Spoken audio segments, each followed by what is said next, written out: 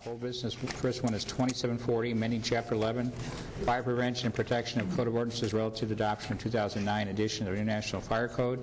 It allows a more rapid access to the property without damaging the property. This key box system greatly does that. I think that we have not duly considered all the privacy and Fourth Amendment issues that come along with having the keys of your business or to your home on the front of your property. In this day and age, to have access to everybody's apartment. Let's say a city government employee decides that they need a new Xerox copy machine. Who would be liable? Or they need a new printer or a new computer. What if a key is stolen? Now, you wouldn't think that anyone would do something like that, but we don't know. Apparently this box is going to be universal, and that's going to have everybody's apartment keys. What if someone gets murdered or raped? Will the city be liable for that? Our job is to make sure property and people remain safe. If I have a fire, I don't think I'm going to worry about the cost of the door being broken down to get into my house to put out the fire. What gives you guys the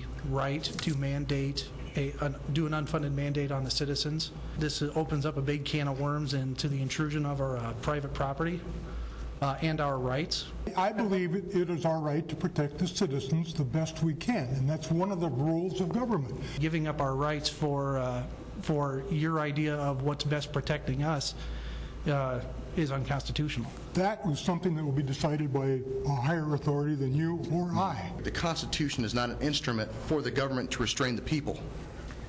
It is an instrument for the people to restrain the government. We can't eliminate all risks in life, because to have freedom, that involves risk.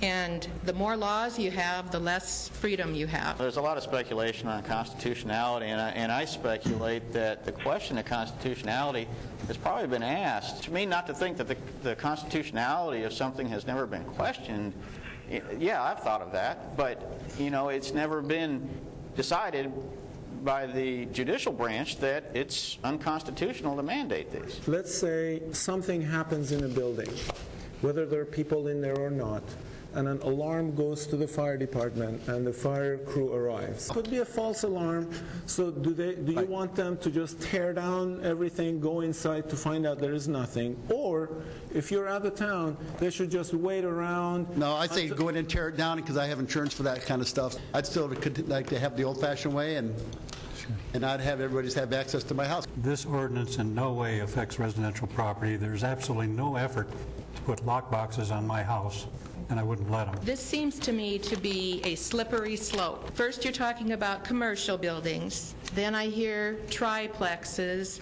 then duplexes, then it could go to single apartment dwellings, and then who's to say it would not go to residential? If you guys think that there's not more people than what's here tonight that are going to balk on this, you're wrong. I assure you, the next reading, there's going to be a lot more people here. Merits of an idea does not depend on the number of people who hold that idea. If it's something unsafe, the elected officials of this city will do everything we can in the best of our abilities to protect the citizens. It doesn't matter how many people are in this room. We have to protect everyone. Tom, your last one. Aye. 6 voting aye, 1 voting nay, Mr. Mayor. Will be a third reading for the next council meeting 3 weeks from tonight. And you're free to talk to any of us between now and at the meeting also. Okay, thank you.